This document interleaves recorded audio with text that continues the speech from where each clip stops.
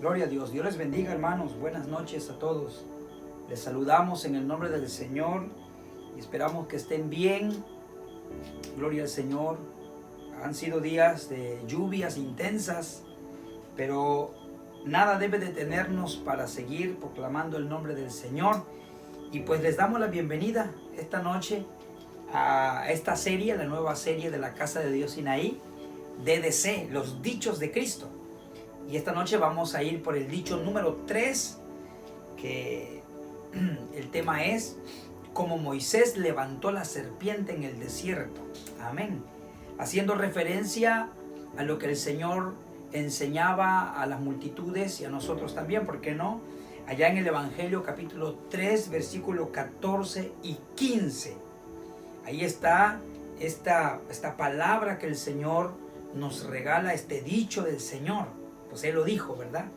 Así que esperamos que estén ya listos para recibir esta palabra y gócese en el Señor, porque esta palabra nos va a ayudar a entender muchas cosas en un sentido espiritual que necesitamos entender para vivir como hijos de Dios propios de la vida que Dios nos ha dado.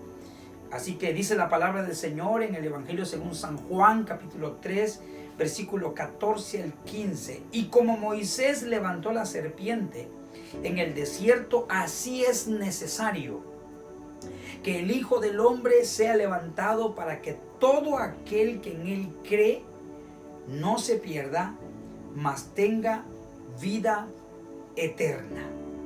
A mí me llama mucho la atención, yo no sé a ustedes, pero me encanta cómo Jesús hacía uso, ¿verdad?, de las herramientas de enseñanza para regalarle a la multitud verdades que estaban ocultas al ojo humano, al ojo natural.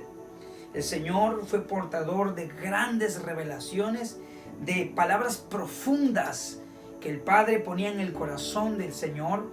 Pero me encanta porque Jesús nunca complicó la enseñanza, nunca hizo de la enseñanza algo incomprensible y algo demasiado misterioso, sino que el Señor usaba un lenguaje tan sencillo, un lenguaje tan comprensible, de tal manera que aquellos, ¿verdad?, que se conectaban a su espíritu podían recibir la palabra que el Señor les daba, la revelación, una revelación liberadora. Y es que eso es lo que pasa, hermano.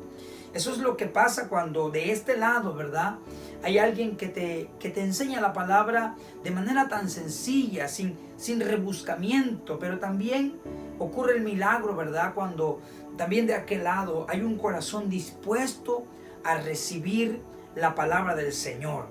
También hay un oído listo, dispuesto a escuchar lo que Dios tiene para nuestras vidas. Así que yo espero en el Señor y con la ayuda del Espíritu Santo que también pueda transmitirte en esta noche la revelación que esta palabra tiene, y también que tú, ¿verdad?, estés prestando tu oído y tu corazón para ser edificado.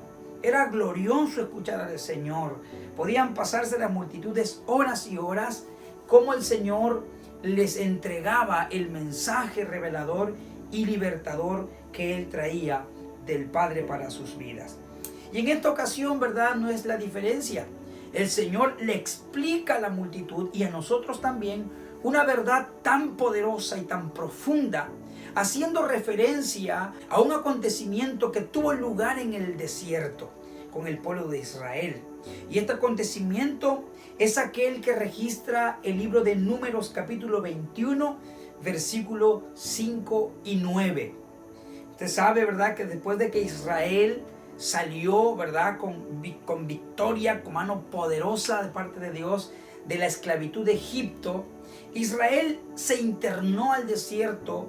Y esto puede interpretarse, ¿verdad?, que después de que Israel fue salvo por la mano poderosa de Dios, Dios lo llevó por un tiempo de proceso, por un tiempo en el que Israel iba a aprender grandes enseñanzas. Esto debe parecerle algo familiar también, porque también nosotros fuimos rescatados de ese Egipto, ¿verdad?, del mundo, de la vida que antes teníamos, y el Señor nos trajo a su lado, nos trajo a su gracia. Sin embargo, nosotros cuando venimos al Señor empezamos una travesía, un proceso.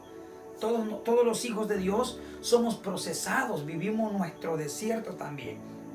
Y en ese desierto, mi hermano, al igual que Israel, tenemos que aprender grandes lecciones. ¿Qué pasó según Números capítulo 21? Sucede que la Biblia explica que en ese desierto, que ya por ser un desierto, su naturaleza es de naturaleza peligrosa, ¿verdad? En el desierto la vida está en riesgo, más que quizás en cualquier otra situación, ¿verdad? Sobre la tierra. En el desierto en el que Israel se internó o fue procesado, había muchos peligros, había muchos riesgos. La vida de cada uno de los hijos de Israel estaban en constante peligro, en constante riesgo. Habían situaciones insoportables en el desierto, desde el calor abrasador hasta el frío que penetraba por las noches. También se juntaba a ello los riesgos en cuanto a los animales que habitaban en el desierto.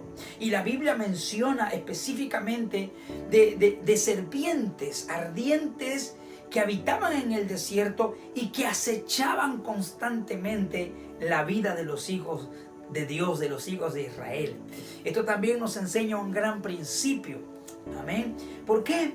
Porque en la vida cristiana, mientras vamos avanzando en este desierto en el que vivimos, nosotros podemos estar conscientes que esta serpiente que representa al enemigo, que representa a Satanás, también acecha nuestra vida constantemente.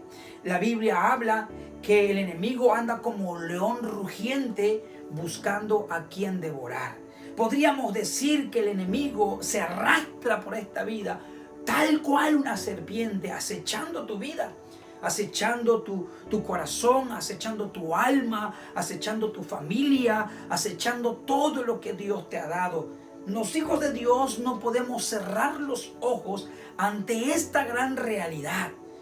Sí, amén. Yo quiero decirles que esto es una realidad, pero bendito sea Dios, que también la presencia de Dios nos acompaña día con día. Amén. Pues dice la Biblia que ellos estaban en el desierto y las serpientes acechaban su vida. Acechaban la vida de cada uno de los hijos de Israel. Pero dice la palabra del Señor que en un momento en el desierto, y de esto, hermano, hay que tener mucho cuidado. Y le quiero explicar un poquito por qué. Pero en algún momento dice la Biblia que los hijos de Israel empezaron a quejarse y empezaron a murmurar en contra de Dios y en contra de Moisés. Ciertamente, ¿verdad?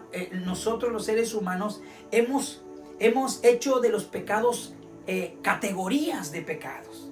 Algunos de nosotros hemos considerado algunos pecados más graves que otros. Sin embargo, cuando yo vengo a la Biblia me doy cuenta, hermano, que precisamente hay pecados que el ser humano ha categorizado como no tan graves, y muchas veces el ser humano ha aprendido a vivir con esos pecados. ¿Por qué? Porque no los considera grave, de tal manera que los hacemos parte de nuestro diario vivir. Son pecados tan sutiles, hermanos. Y en esto, hermano, hay una gravedad terrible. Porque yo me preguntaba qué tanta gravedad tenía que el pueblo murmurara. ¿Acaso usted y yo no hemos dicho muchas veces que hay pecados mucho más escandalosos, mucho más graves a nuestros ojos?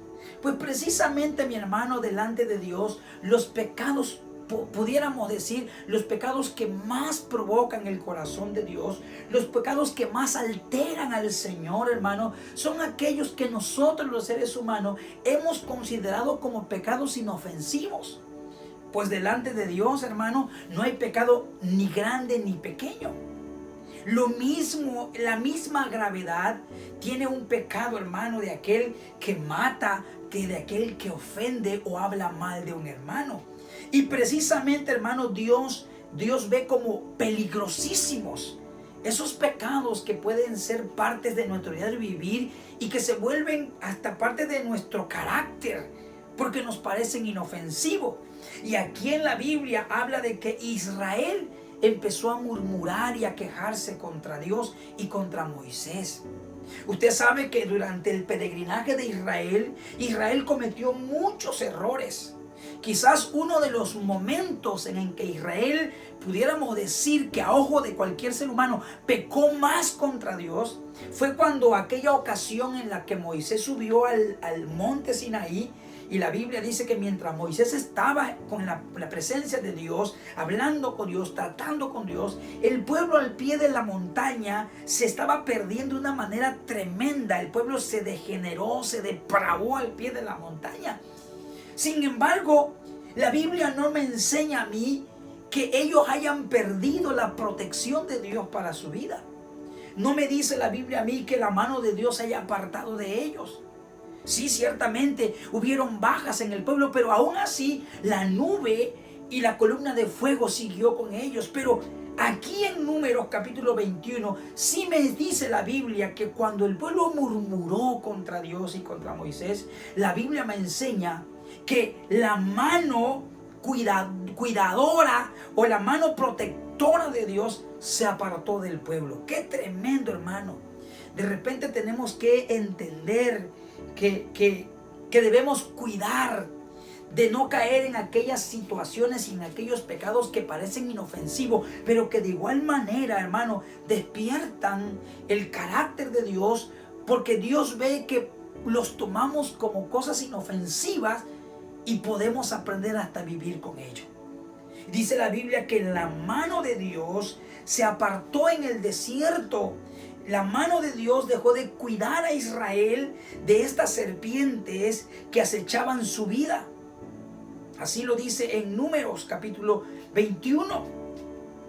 Dice aquí que Él los guardaba, la mano divina los guardaba. Pero cuando el pueblo empezó a reflejar su fastidio del cuidado de Dios y empezó a quejarse, la mano de Dios se apartó de ellos. Y cuando la mano de Dios se apartó de ellos, entonces las serpientes empezaron a morderlos y esto empezó a causar gran mortandad en el pueblo.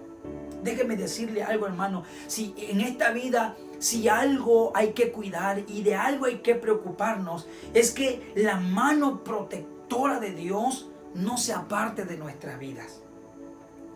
Es importante esto, hermano. ¿Qué sería de nosotros si la mano protectora de Dios se apartara de nosotros durante un día, durante un instante? Imagínense ustedes, hermanos, imaginémonos en este momento, ¿qué sería de nosotros? Pues Israel experimentó esto, hermano. Y dice la Biblia que la serpiente tuvo acceso a la vida de ellos. Es que déjeme decirle que cuando la mano de Dios se aparta de nosotros, entonces el enemigo tiene acceso. Y en esta ocasión, ¿verdad? Aquí se nos dice que la serpiente empezó a morder a los hijos de Dios y a provocar una gran mortandad. Déjeme decirle que todo lo que el enemigo muerde, todo lo que la serpiente muerde, hermano, provoca muerte. Ahí habemos personas, ¿verdad?, que tenemos que entender esto. Tú, mi amigo que estás ahí, tienes que entenderlo. Todo lo que el enemigo muerde, aquí hay una comparación, ¿verdad? Esta serpiente representa al enemigo y todo aquello en lo que el enemigo ha hundido sus colmillos, ha inyectado su veneno, está sentenciado a la muerte. Hay personas a las que el enemigo les ha inyectado su veneno, les ha inyectado el pecado. Hay personas a las que el enemigo en su hogar ha inyectado su veneno y ellos saben que su hogar pudiera estar sentenciado a la muerte. Hay familias en las que el enemigo ha enterrado sus colmillos en la vida de sus hijos y ellos saben que sus hijos en esa situación están sentenciados a la muerte espiritual y a la muerte también en otro sentido. Hay relaciones de pareja en las que el enemigo ha enterrado sus colmillos, hermano, y ellos saben bien que pudieran estar sentenciados a la muerte. Todo aquello que en lo cual el enemigo ha enterrado sus colmillos, mi hermano, todo eso está sentenciado a la muerte. Pues la Biblia dice que la paga del pecado es muerte. Esto es tremendo, hermano, porque en un momento el pueblo de Israel empezó a ver la mortandad, empezó a ver el resultado de su queja. empezó a ver el resultado de su fastidio, ¿verdad? Y su queja contra Dios. Se apartó la mano de Dios de ellos y el enemigo tuvo acceso a los que más amaban, a la vida. Así que el resultado de una mordedura de una serpiente por lo regular siempre va a terminar en muerte. Y eso es lo que pasa en un sentido espiritual. Si de algo debemos cuidarnos en esta vida, hermano, es que el enemigo toque aquello que más amamos, toque aquello que más valoramos, hermano. Y una de las cosas que nos va a ayudar a prevenir eso es que nosotros cuidemos nuestra boca, nuestras quejas. Que nosotros cuidemos, hermano, de lo que nuestra boca dice, porque es terrible, hermano. Es terrible cuando nosotros huimos de ciertos pecados, pero aprendemos a vivir con el pecado de la lengua, con el pecado de la boca, con lo que la boca puede hacer y puede dañar. Así que en esta noche tenemos que meditar en esto. Este pasaje, este dicho de Jesús también hace referencia a lo que nosotros encontramos en Génesis capítulo 3 versículo 15, donde habla la Biblia, ¿verdad?, de esta revelación que el Señor nos da a través de la experiencia de Adán y Eva en el huerto. Cuando dice la Biblia que el Señor le dice a la serpiente, cuando la serpiente hizo pecar a nuestros primeros padres, y dice la Biblia que el Señor le dice a la serpiente, al enemigo: y pondré enemistad entre ti y la mujer, y entre tu simiente y la simiente suya. Y dice: esta te herirá en la cabeza y tú le herirás en el carcañal. Evidentemente, hermano, aquí la palabra se refería, hermano, al acontecimiento de redención más grande que iba a acontecer en la historia de la humanidad. Y hablamos, hermano, de la pasión de Cristo, de la muerte del Señor por toda la humanidad. Si bien, hermano, es entendido que el Señor hablaba de que la simiente, en este caso Jesús, iba a sufrir, hermano, iba a sufrir el castigo de la cruz. Y a eso se refería la palabra reveladora, con que la serpiente lo iba a herir en el calcañal. El Señor iba a sufrir de manera agonizante, hermano, todo el precio que iba a pagar por causa del pecado, por la humanidad, por ti, por mí. Pero también la Biblia habla, hermano, del certero golpe que el Señor le iba a dar a esta serpiente que se ha dedicado, hermano, a sentenciar las vidas, las familias, los hogares a la muerte, hermano, a causa del pecado. Y es que la Biblia dice que la sentencia era que el Señor iba a acertar un golpe de muerte en la cabeza del enemigo. ¿Cuántos dicen amén a esto, hermano? Damos gloria al Señor por esto, hermano. Que el Señor vino, hermano, a establecer un orden, a establecer un límite a este avance del enemigo por inyectar la muerte a través del pecado a todo lo que Dios ha creado sobre esta tierra. Así que, hermano, todos aquellos, hermanos, debemos aprender esta noche que el ser humano ha querido mejorar su condición. Recuerde que el enemigo vino y mordió a esta humanidad, metió el pecado, metió el veneno a esta humanidad, y esto ha traído a una humanidad en decadencia, cada vez en decadencia. Y el ser humano batalla por mejorar su vida. Quizás a lo mejor tú en algún momento te has sentido, hermano,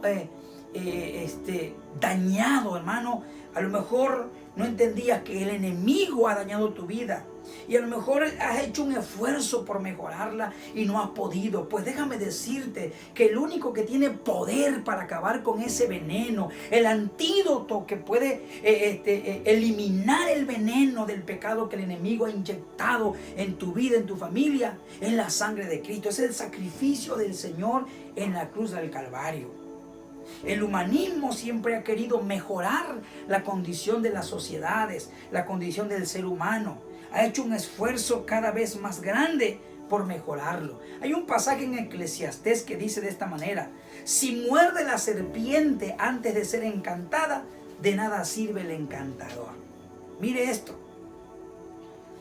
Es real que el enemigo vino y dañó la raza humana, la creación de Dios. Y también, hermano, es real que el ser humano batalla por mejorar su vida.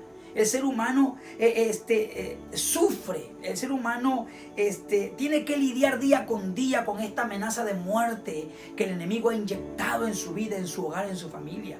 Y intenta mejorarlo, intenta buscar ayuda, lee libros, va a cursos, hace muchas cosas por mejorar su vida.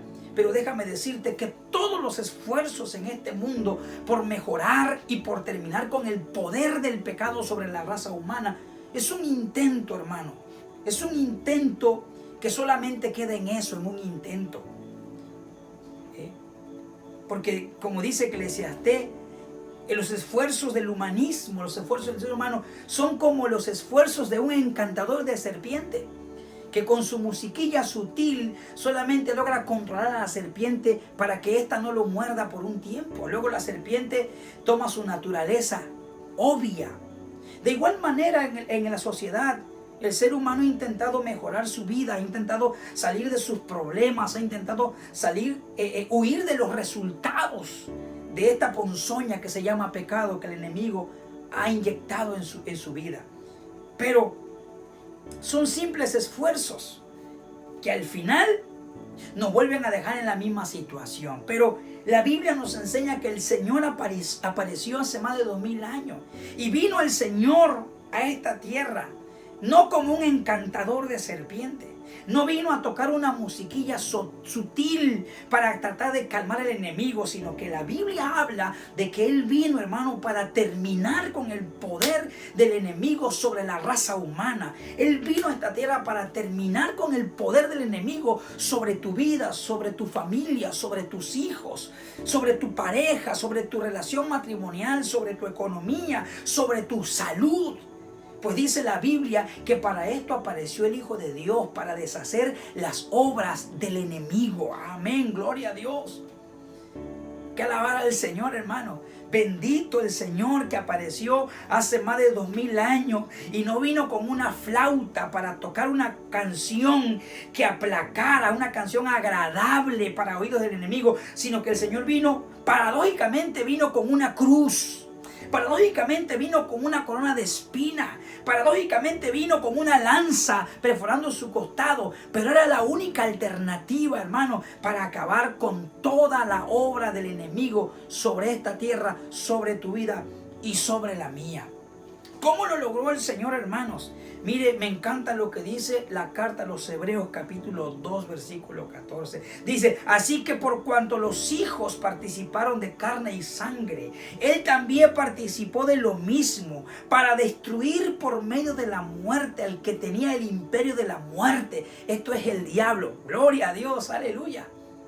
¿Cómo lo logró el Señor? Vino y participó de esta vida, hermano. Y vino, dice, que a través de la muerte pudo destruir a aquel, dice, que tenía el imperio de la muerte. Esto es el diablo, hermano. Qué gloriosa palabra en esta noche. Amén. Bendito sea el Señor.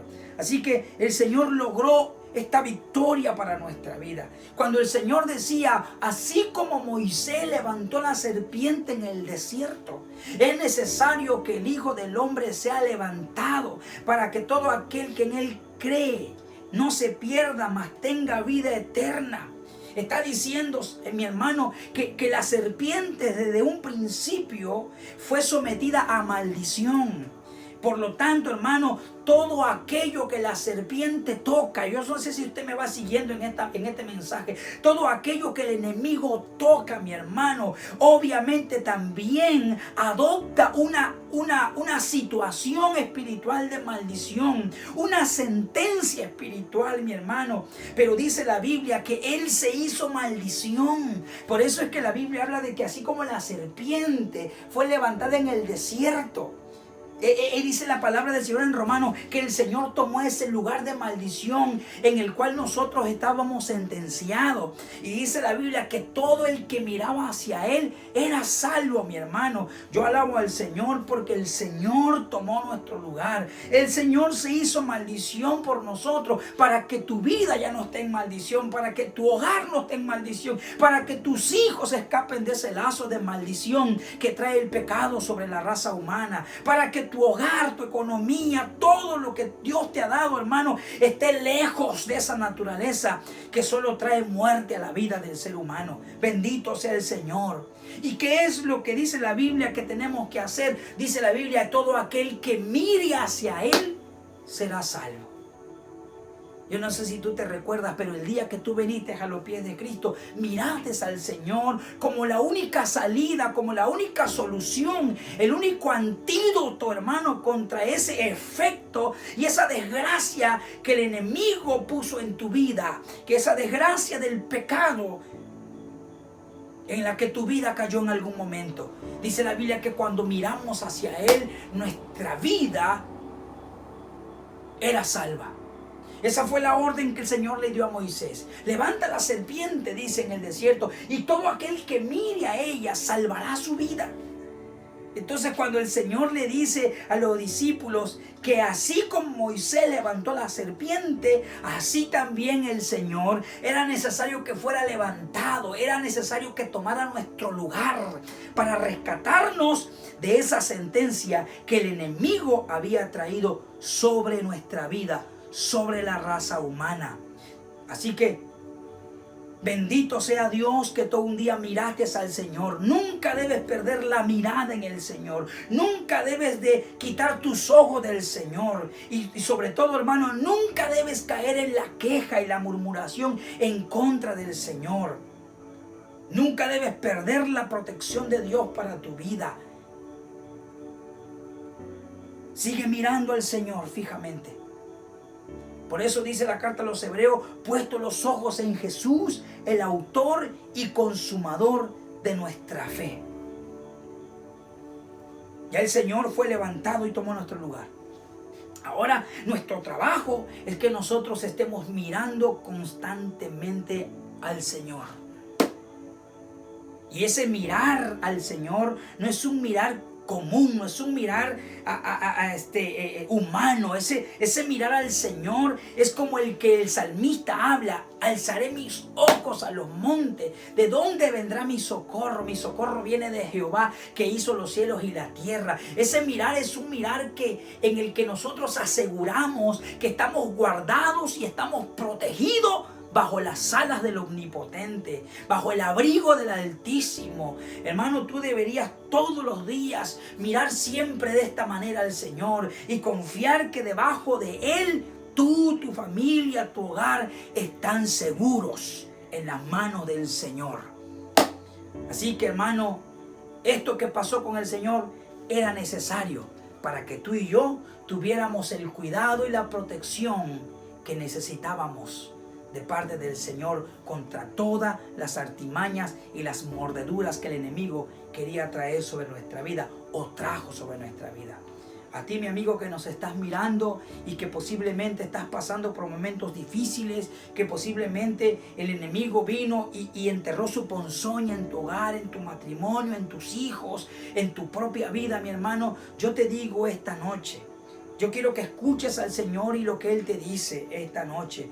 Que la Biblia habla de que miremos al Señor, lo miremos a Él y solo en Él vamos a encontrar la salvación que necesitamos en el nombre de Jesús. Si tú ya miraste al Señor hace tiempo, le entregaste tu vida, dile: Señor, yo no quiero salir de esa protección tuya. Yo no quiero salir de ese amparo tuyo, Señor. Yo quiero que mi vida, mi familia, mi hogar, todo de lo que tú me has rodeado esté bajo tu cuidado. Dile: Señor, jamás apartaré mi mirada de ti, dile, porque eso me asegura que yo tengo tu protección y tu salvación. Tú que estás ahí mirándonos y estás pasando un momento difícil, dile: Señor, yo quiero mirar hacia ti, yo quiero tu salvación. Quiero que quites toda maldición sobre mi hogar, sobre mi familia, Señor, y yo pueda vivir, Señor, en la bendición que tu palabra promete. Dame vida, Señor. Yo necesito vida en mi familia, vida en mi hogar, vida, Señor, en mi relación, en mi matrimonio. Necesito la vida tuya, Señor. Y es por eso que esta noche, dile: yo miro hacia ti. Yo miro hacia ti, Señor, y entiendo que tú eres el único que tienes poder de terminar con toda esta maldición y todo este efecto que el pecado ha traído sobre nuestra vida. Padre, en el nombre de Jesús te damos gracias y te damos gloria, Padre, en el nombre de Jesús. Amén. Gloria al Señor. Bendiciones a todos, hermanos. Que Dios les bendiga abundantemente.